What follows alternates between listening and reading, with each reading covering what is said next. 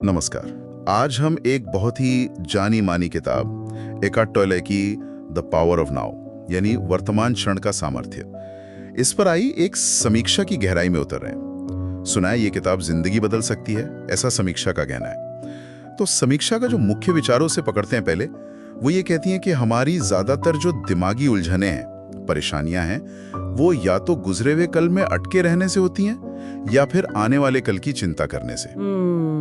और किताब का जो सार है वो है असली शांति, सुकून वो सिर्फ अभी और यहीं, मतलब प्रेजेंट मोमेंट में जीने से मिलता है। सुनने में तो ये बहुत सीधा लगता है, पर असल में करना शायद मुश्किल है। बिल्कुल बिल्कुल, करने में ही तो सारी बात है। और समीक्षा इसी पर रोशनी डालती है कि हम कैसे अक्सर खुद को अपने विचारों से, अपनी भावनाओं से पूरी तरह जोड़ लेते हैं।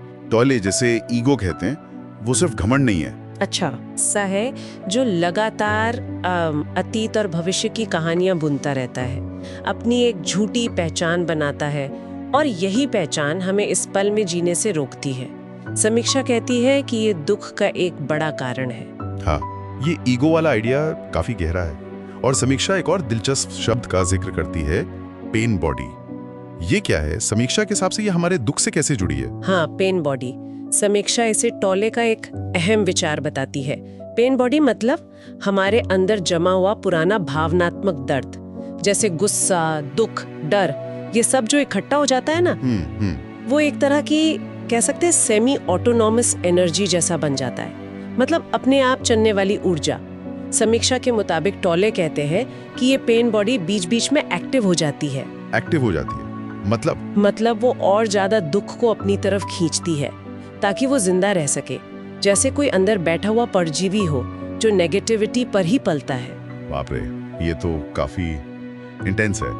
तो समीक्षा के अनुसार इन चीजों से, मतलब ईगो और ये पेन बॉडी, इनसे निकलने का रास्ता क्या बताया गया है? रास्ता है जागरूकता, अवेयरनेस। समीक्षा इसी बात पर जोर देती है। टॉले के अनुसार सिर्फ अपने विचारों को, अपनी भावनाओं को और ये जो पेन बॉडी की रिएक्शंस हैं, उनको बिना जज किए, बिना उनसे उलझे, बस देखना, साक्षी भाव से। सिर्फ देखना? हाँ, सिर्फ ऑब्जर्व करना। जैसे ही आप जागरूक होते हैं, आपकी पहचान उनसे हटने लगती है और फिर उनकी पकड़ ढीली पड़ने लगती है। ये जो खुद को देखने की शक्ति है ना, सेल्फ ऑब्जर्वेशन, समीक्षा इसे ही किताब का निचोड़ बताती है। और एक और बात जो समीक्षा कहती है कि किताब को समझना आसान बनाने के लिए टॉले ने इसे सवाल जवाब के तरीके से लिखा है। ये कैसे काम करता है? हाँ, ये फॉर्मेट काफी कारगर है, खासकर इतने गहरे विषय के लिए। समीक्षा सही कहती है, इससे पढ़ने वाले को लगता है जैसे वो सीधे टॉले से ही बात कर रहा है।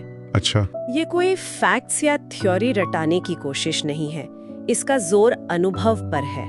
मकसद जानकारी देना कम और पढ़ने वाले के अंदर धीरे धीरे वो जागरूकता जगाना ज्यादा है। इससे मुश्किल आध्यात्मिक बातें भी थोड़ी सुलभ हो जाती हैं। लेकिन समीक्षा पूरी तरह सिर्फ तारीफ ही नहीं करती, वो ये भी मानती है कि कुछ पढ़ने वालों को किताब थोड़ी अमूर्त लग सकती है, या शायद दोहराव वाली। शायद वो लोग जो हर चीज के लिए ठोस सबूत चाहते हैं या साइंटिफिक प्रूफ। हाँ बिल्कुल।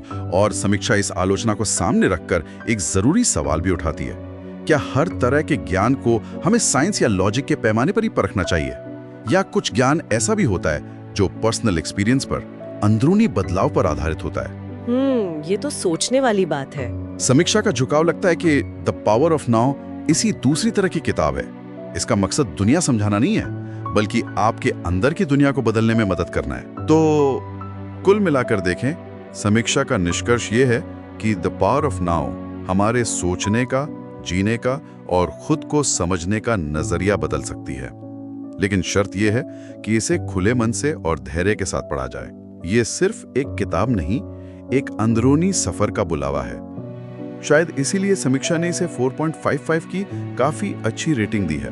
इस पूरी बातचीत से ना एक विचार मन में आ रहा है। अगर किताब का सार यही है कि मन के शोर से बाहर निकलना है, अतीत भविष्य की पकड़ से निकलकर वर्तमान में जीना है, तो कोई भी व्यक्ति आज ही, अभी अपने विचारों के प्रति थोड़ा और जागरूक होने के लिए क्या कर सकता है? मतलब बिना उन्हें सही गलत कहे, बस थोड़ा सा नोटिस करने के लिए।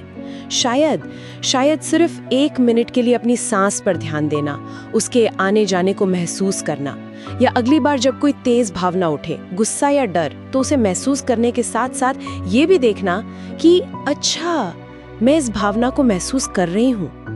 ये छोटे छोटे कदम ही शायद उस जागरूकता की शुरुआत हो जिसकी बात टॉले करते हैं। सोचने वाली बात है।